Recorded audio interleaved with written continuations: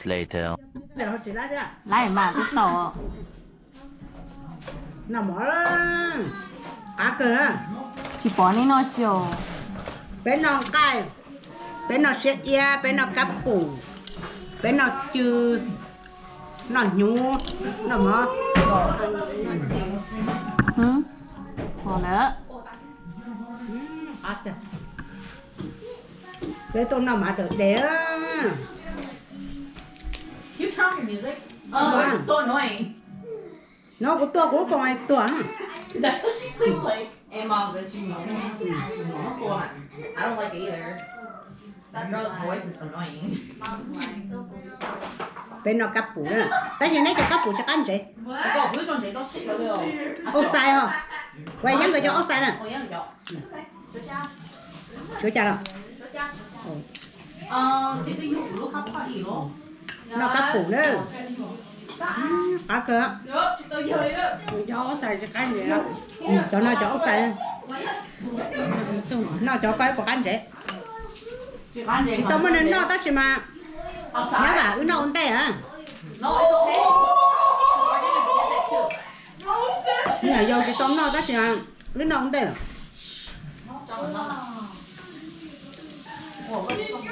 cá cơ đó lúc nào lúc chi thì mình thích xa bây giờ mình thích gì đâu ồ mình thích gì chơi rồi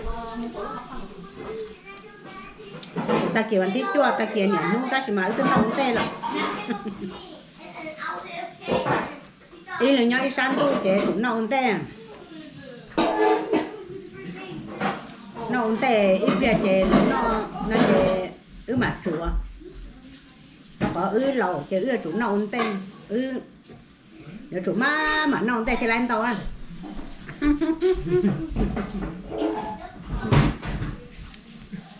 cái chữ đó là cho lụa chế là cho lụa chẳng hạn hẳn chữ tàu trời ứ nó ổn tệ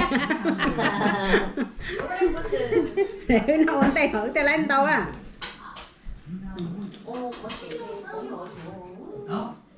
bây giờ có tròn tàu rồi mất đây cho lúc tay nữa coi tay nó chỉ coi này nó sẽ ia cho nó cá cơ cho nó sẽ ia nữa ta chỉ mà ít ia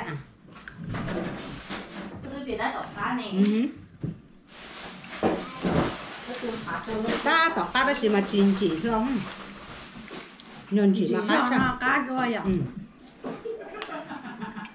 cho cô tón đâu? Cô tón đâu? cái gì Là tôi mua ít thành cô tón được này.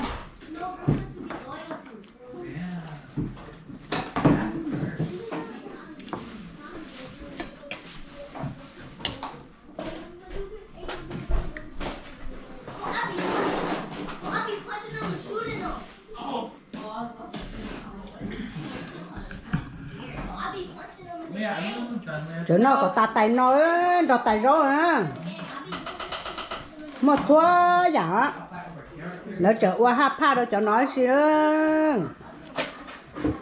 tụi nó ta tỏ qua đó chị nè có thể rốt thứ rồi thể rốt thứ nó hấp pha nữa tụi nó nè cho nó chỉ cho e nó chư nhung nó lấy nó hấp pha nữa nè tên nó bằng gì cá cơ có cành cay nè chị nhắn câu quá chị nhá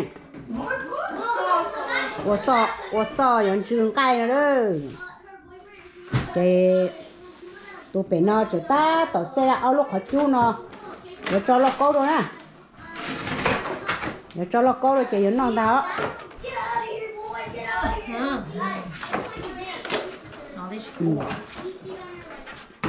chị cho tỏ nó chị ta tỏ nhá coi chứ nó ta tỏ tuồng kèn là ló vậy à lá lì có chị sai có sạch sạch bỏ có đấy tụi nó là lá lì xong đấy ôi đâu sao đi con mẹ ăn được từ là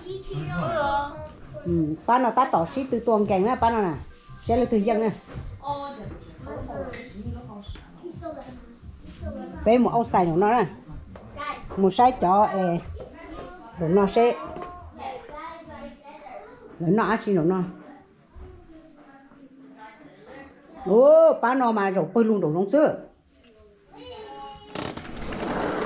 nên nó chỉ cá cờ bèo ô sáu cờ thế bây giờ lò ba nó sẽ ia số trong nó nè ô này nó tà đó ô à ôi ôi bé nó bỏ khơi số à ba nó mà rồi bơi luôn tôi nó bé lái cờ bé hay là lái tao ba chỉ tu nó mà chiên cái mà gì cá cờ nè lo nó đấy ready số đấy xe tiền xe tiền giống ô tô sò chơi lo nó đấy ô tô sò tiền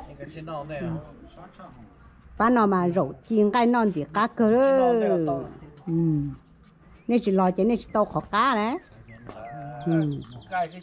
nếu ở nhà họ tàu nè nếu rổ trong này trong là lo ở trong chó lo ô tàu ở trong đó tụi trên đà rồi trên thua hàng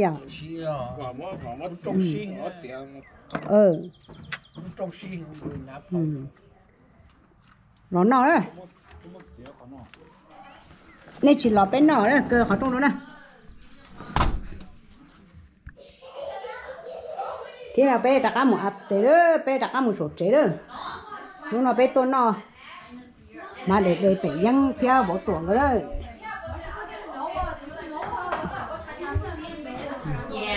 ba nó chơi ôi chua bé giờ non gì nè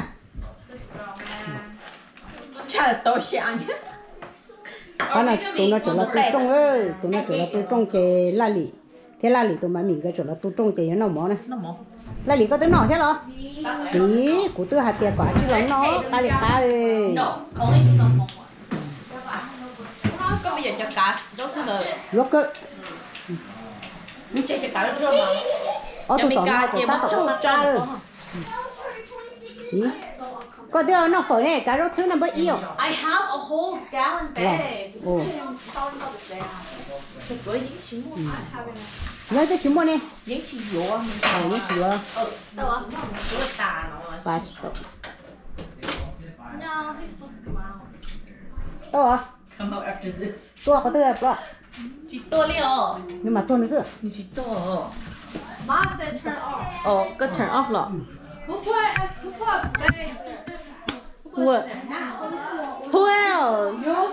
It's always been in there. But there's only one left. yeah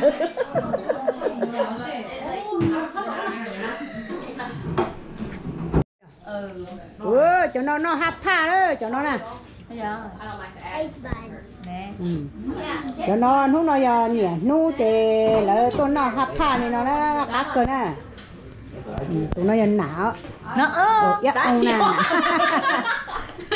bạc cu nè cái tụi nó giờ bằng sử đó tụi nó giờ dạ ông chopstick.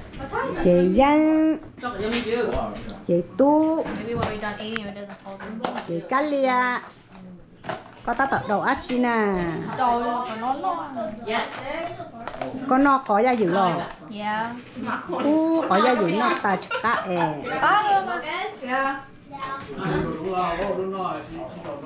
chỉ rồi đó rồi tên nó bơi luôn tên nó nè Nó từ gió này, nó chúng nó đi từ gió rồi. cho nó tên nó ta tên nó ta cho nó bay chế cho tao nó ô bay thay được trong nồi trong rồi sang nồi trong khó trong khi lù đó Just kebab with just beef on it, and no, it's separated from the other ones. wow rồng nó sao nè Nó hấp phá. Say school over. No, no, cho nè còn ít lúc em mấy lúc trời đâu đã nó ít lúc hấp pha nè nè tôi ít lúc em mấy lúc trời đâu đảo trong đã Trời lúc đó là to. trời lúc trong đã tôi dán thế vỗ tua nó nè có chuyện nó hấp pha đó My husband does though. But he's standing right there, so okay. Got lots of food, don't worry, don't worry. Why you guys throw the shrimp? Mom's like my manager, freaks out about nothing. Mà cái tài stole the shrimp though, không phải ý à? nè đã shrimp của tôi nó ta rồi That big shrimp. It's not gonna get here. You do. bé nó ta rồi đó chỉ nó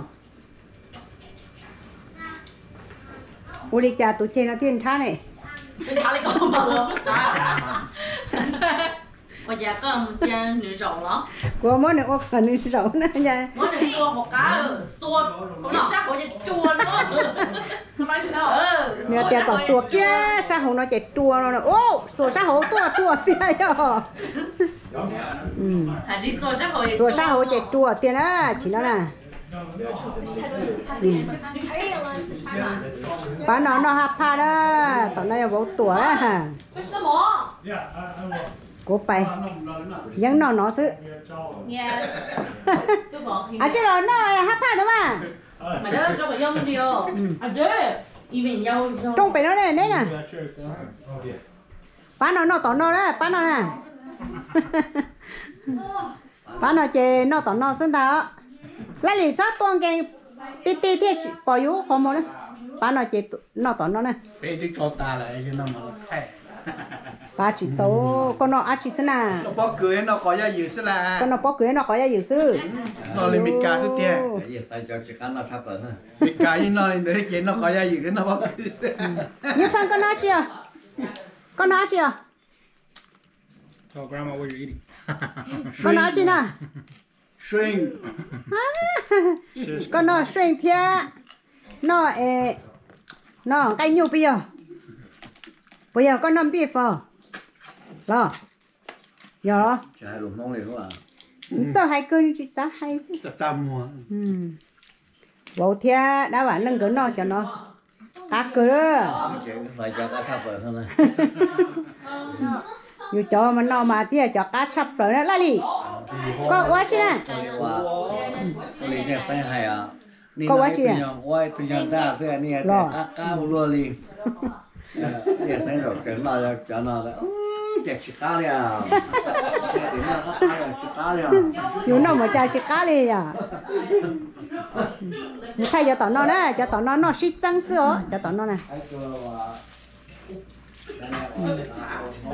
để nó mà cho nó xít trắng thì nó mà chắc cá đó để ít việc của chữa bánh rồi nó xít trắng kia ó nó tả tao với mẹ của plăng kia của mà nó cá nó luôn đó là tao với mẹ ướp plăng kia của mà nó cá nó luôn nhớ có chúng rồi nó hấp tha rồi chứ Cho là hấp sao? Ok. rau lựa chọn cái Oh, gì it's right there. lựa chọn cái gì nữa cho nó thế ít tài nó thế nè ô tài cho tủ trong cổ nó thế Đi rồi ta. Đừng có ý được. Xin lỗi ạ. Đi rồi. à trên cổ y nè từ trên cổ y bắt tao nè bắt nó hấp tha bắt nó chỉ rau nữa rau chỉ Rồi bỏ có nè chưa? rồi là tiền rồi chỉ tao chờ nó chỉ rau nó bổ trổ. nó chỉ là vấn thi gì á Rồi nó bỏ nóng lợn nó mà nóng lợn nó nhung rồi ít tay nó một con nó nó nè chín nó nó nhung à chị cho tàu nữa bổ trổ. Tàu loạn. cá cơ cũng có thiết cá You đó don't want to try the mushroom one? chị bán rồi It's alright. I like it. hả chị You don't like it? Hỏi em mushroom. Cho nó dầu luôn à? Cho cái nếu mà cho dầu cho nữa bán nó hấp tha mà cá cơ nó lúc nói gì lấy nó. Có mà cho lo mà nữa. Lo mà. Ôi dồi. ôi dồi ngó trái như tôi bị rầu chè có một số like kia đó Con chơi cái chiếu nha. ba chục tàu đấy ta tỏ suốt trơn sức chế ba chục tàu đó sẽ tài nọ nó xí nọ cái Nhi chúng mới thấy xong tôi lần chưa rồi. à chơi lối chỉ nhận chứ ho cha lối chính cả cái tại sao một tao ya ông cầm trợ đã lột thế Có tên được cơ, tên được cơ, tên chúng tôi xí nè. vô vàng cái chưa có lên cái bún chứ apa chị để cho hai pha màn gì cá tê tê đó God, there's a piece of fat on here. Whatever, not fuck it. nó xin nữa ý chỉ cũng nó ta cũng nó mà thay đôi nè Day 2. Chị tôi ready ô. Chị ta ready á? Chúng mong mong ai Ready ô, chuẩn mong ai ơi. Yellowest one. Nên chị tỏ với nó này mà phân nó này. Anh gớm bắn nó. Gớm mà nổ. Sai bạc cá. Bác ai? Nhưng thầy store rồi. Cá thế? Cá thế là. Cá thế ô chưa? Cái này Cho không đến thôi chuyện đó. cho tôi nhìn ở bên núi trên này đây đúng không? Cái gì đó? Trên này. Thôi sao nhân còn gặp anh? Johnny. Cho chị nó à? Chính nó tại luôn cũng Dạ, khen ô, à. Liam. Để con bán thử này bố nè. Rồi chị nó quấy lên thôi. Rồi. Mà cho mình phải rồi. Đi luôn nói là đàn đồ xưa. Nó phải nó chị tôi ready xong rồi. No, follow me. No, follow me. No.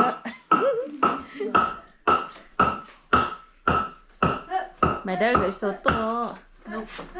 Che tôi tính ngắm bằng cái chấm nhiều tôi cho chị tôi liều. Cho tao 7 tuổi nè. No. Phải let's go shopping. Chị tôi ready á. Still ready hả ngó? Lon là sư. Có chị mua đèn tóc bé tia hả? Lúc con hả? Mua đèn tóc, mua tóc phở tia hả? Nói có cái bó chim mà. Mua tóc phở tia hậu thì chị. Oh my god. Nè. Make up to this babe. Gì? Do this mà nó mất tiền. Ô mò a à. Một áo của tôi này. Trời ơi, lúc ấy rồi bây giờ nữa tôi mà mua cho em phơi dùng gì sử dụng. This is the softest one. That's the softest one. Softest one, yellowest one. Ồ, thế tiêu lúc ấy là nhọc của tôi gì lên nè. Cho nó tiêu nhập của tôi à? Nó. Chúng mò a. Cho con chồng một áo này nó sáng luôn. Nó nói chuyện thật con này.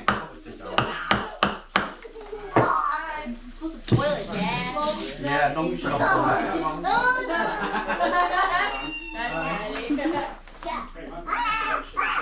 was gonna say why did she have to play so bad? Why did Tôi she không ngồi cái lúc đó nữa.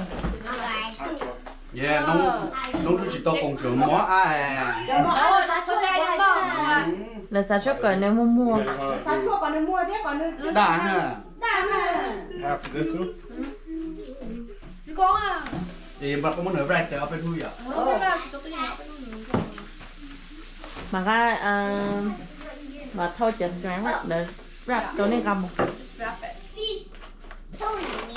Wrap gì mà nên cái xong rồi chị đẹp. Để chị lấy nào rồi. Chứ No, chả they're là. not this one. They're how are They're not ripe enough yet? Ở đây chỉ có chuyện treo. Ôi, con trái thì chịu béo béo. Mất đó tiền ở đâu mong nữa nè. Rồi right there. Mà chả nó chỉ ra lia nữa. On Jane Paul. Chắc còn treo. Có thể thức phố được mà. Ồ lắm. Ủa sao à? Chỉ ra lia. Thanks, Dad. Chị mới là có quân nó đâu độ tuổi nè. Chị mới là có lọc tuổi. Hồi lúa đa đấy nó. They're small too. What are you talking about? They don't have big shoulders. Holy should be a yank. Bố chị trái nó trên trên. Chị khủng hoảng. Sao đó? Nó ok. Năm ông có cái nó bị hot thêm vào, nó mới đỡ mình. Dạ. Cái nó có đẹp. Cái nó cơ. Bên nhà cho nó đa sư. Có chỉ nên chai. Trên trái nó cho nó đa. Why? Nó ai bỏ cá này. You said it makes it go back. Yeah, có chỉ nó đó. Really? Thôi ra con thi. Bảo Thôi tụi mình càng thi. Tá rồi. Nó là ná. Con thì đẹp chứ nó nữa. Nó chỉ cũng nó mà. Hả cơ? Why cranky? Cá mà. Cá cường. Why? Hả cơ? Yêu có chỉ nó tụi nào? Nó nè, cá nè. Cá chạ. The one that until you get to try. The small one? It's in the cart. I forgot. Cái gì? Bố cho nên im với nó. Cháu chào. Kumquat. Kumquat. Không của ai chứ nào? I don't know what those are.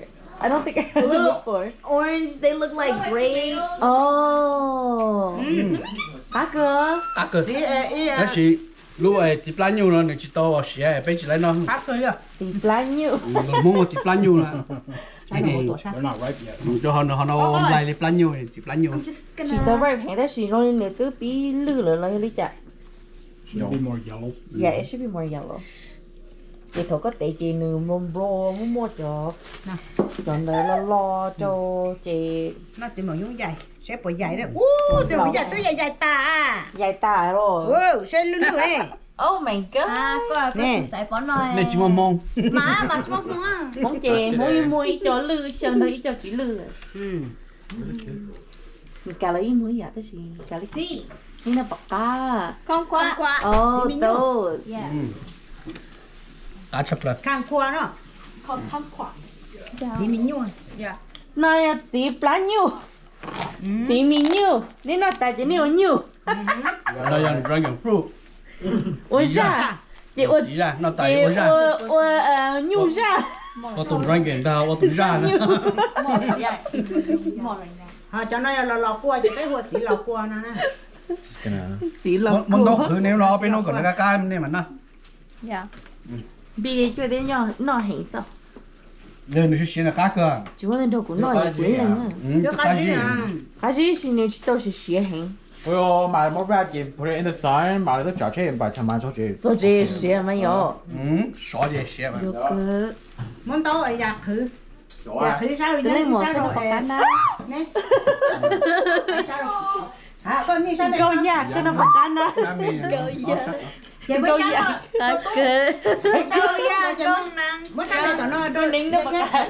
Cảm ơn. Can I help you? Cái này có khả lý. No. Cô đi tí. Tránh à. Cô tránh. nói là mà đợi đây đó thì mà chạy vô ê để nó chứ mà mồi tao nó từ lúc lư tải đi rồi à tôi chưa hậu của hả Có cái chả đây. Nếp lá lò nó mà nếp nó cá trộn. Yo, bro, share some. cá cơ Hey, where are my peaches? nhớ cho con nó What peaches and pears? I bought pears because They probably didn't bring it in. You know, $10. All I see is all the melon. Oh, you can bring those in. Yeah. Oh, I didn't bring those in. I don't know who Wait, those is it my are. is it my car? Go get it. Your parents. Nó chết thâu sư And mông. the melon. Mua chỉ có là tao, mua chỉ regular chips là tao. cho nó chỉ mình nhu à giả phía chứ Con nồi dạ. nó té này It's like orange, kind of like orange. Orange melons. Yeah, mấy con coi. Có thể cho nó bạc cá. à chạp rồi đây mua tàn cho Sour.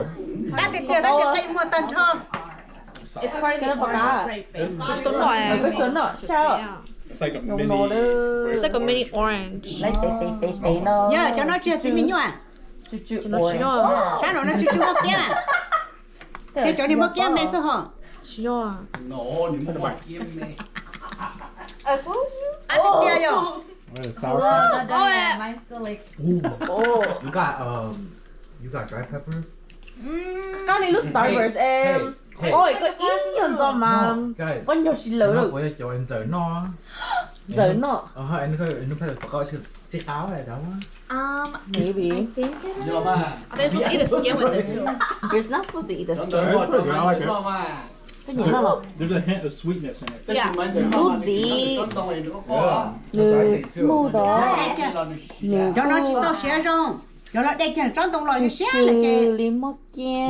nó muốn nhảy kia nó sẽ kì That she mà tao đang thuốc kia is very it's smooth with a little bit of texture. cái nào lấy nó đó xem nó bọc ăn Need dry pepper there. Oh yeah. Go there, go get my peaches. Nó mango. Some of the melon. nó nói là măng Nó cổ có ấy chỉ chỉ thế trong lại rồi. cái này Ô, ở nhà có nó có tứ xía chắc có xía rồi. ta tổ nên gì cả Just run. Amelia. Like a cup.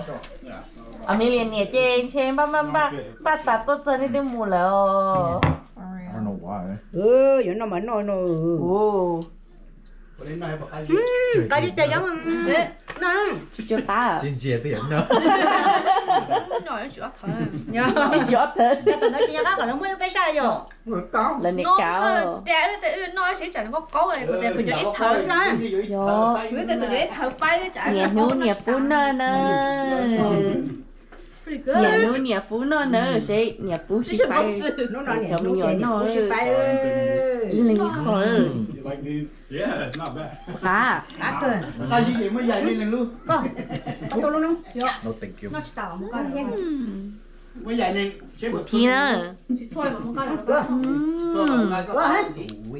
Cho cú lọ. Đây. mà cô nó đâu bố tổ thế bố bà sừng đấy Có trở tới lúc có nó lọ. This one's good. Nó có cá hiểu không? Yeah. What are these in English? What are these called in English? Không qua. Oh. Yeah, whatever they said. Mà kia sẽ Vô. Yeah, mama. nó kia sẽ bạc cá. Cha, I did. chị cá gì không đâu giờ dán vô. Dạ, Cá gì cừu. Oh, thank you, mom. Bà sao nó À, tóc tiền. Okay, let me. Mới I'll phải eat này là this. nước kia kìa. Đi chỗ họ. Mà mình phải So mà soft, mình so phải sweet. fruits đều phải sửa đấy nó. một cái đồ phải lon gì à? có rồi nhở Có rồi thử. có đồ tí thở lo ô sao thì cháu có này Gió Mình đi mua cái sân cái tiền của tôi nó nhiều. Sáng luôn tới đi cái tua căng tiền cái bớt bố là biết sao nào Cô à. Dạ, nó gì? Con khơi ở sân sáng nữa. Em đưa được cô. Đi được chữ sao? đi tụi chú Rồi đúng là. Chúng tôi tụi mùa họ luôn, bé phải ở tuổi tiết lâu rồi. Tụi nụ hả? Tụi nụ luôn mà. à tiền đó lúc này nhỉ lúc ta sẽ mà mình cái tua tiền cái bớt Nó just a man Tốt mà. cái gì bắt tôi. ở mót bán Không thôi đổ bá ai cho Ôi, nó ý cho bà And My ceramic is up there on top of the on top of the coffee maker. No shell. Vậy nó cứ đa được cơ à. No, the other one, coffee maker. If you eat it, it tastes good. It's sweet, but it's not like 100%. Chị chứ phát hiện thế rồi. Give it another day or two. Nhớ cứ. So let's do right now. Cá chập rồi. Oh, the name Asian period. kia đó thấy chưa What are that? Cá chập rồi. Chả có nói bọc cá không? bố tuổi No, kia sẽ. chúng mà chồng à Có kìa. Cá chập lưới nữa. Cá chập rồi. Cá gì cơ? Cá gì quá đâu đâu có nữa. người quá nha Cá gì chạy. Bé cấp năm đó. I fell out of the bed, so I had to like beg everything. Cái nào sẽ? nhớ bố mà Cái nào Asian period bọc cá? Yeah, they used to have these in California, but Phải I vậy can't mình find mình any. đổ. Tại nó nóng hết chỗ. rồi Gà Đi non đeo. thế nào còn đây là của chị Cho nó mà nó cá chập lưới nữa. Nó cũng lại nữa. nhau nữa sẽ nữa đông lọ These are pretty sweet. That's why I started craving. I have 10. Me and Yo went on Thursday. I was like, I should buy one. Yeah, but hạt sen kia rồi. $4. Nhất sometimes là cho có. Nó cái cái gì quá. Cháu rửa đá đi mình. À, chẳng có biết là bông ngon. 30 đồng Tuổi. I just come myself one. Cháu rửa. Mày đã có một liệu. Cháu rửa. có phải chơi nữa No. 30 đồng Cái số mình. Cá cửa. Ê, đơn tổ rồi. Mới thấy dù gì, dù thấy dù á. đó một bán nha bây giờ mê rồi hả Very good. Lên nó chia ra lên nó là giống như hai thảo.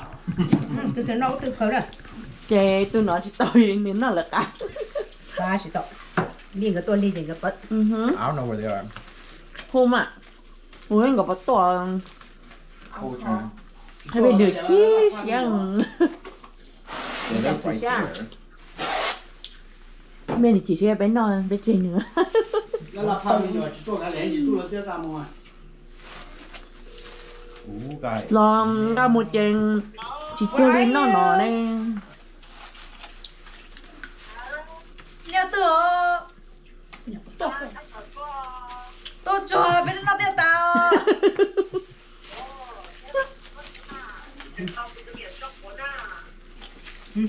À, có cho nữa. Cho có tay đi cho cái thịt tua.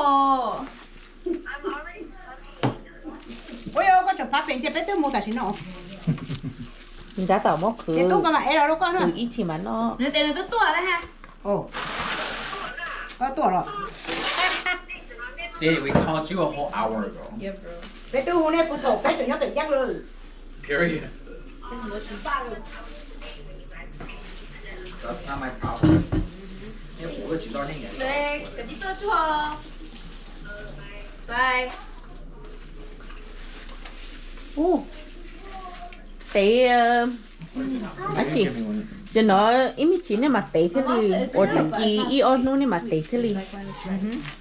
chạy ta. Nếu sao coi sao nhắn chị sao tôi tiếp lại chị bé ngay sao bạn? Mua sắm mấy chấp lời được của nè. Quý à thế. Vì để chúng mình cho uống Vì thôi. thế phải nó ta ít lúc có cho phong. By What? myself. What? Cái này nó thấy lúc của the trong hell? không? I did. Wow. People. Oh, these are kind of good.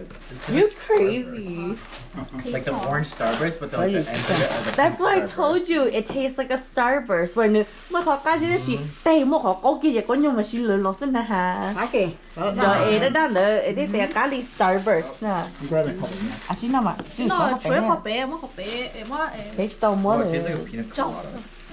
Now it tastes like a pina colada. That's because you've been eating all the other fruits with it. These Chờ are cái chén có tao đi phong á.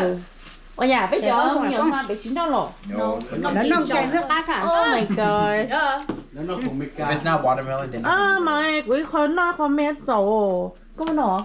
No, I got this. Cá được cá. Thank you mom. Để mà chia cho nó chỉ cả nó trắng nữa nè. it was like $200. This? Wow, Lino had 200.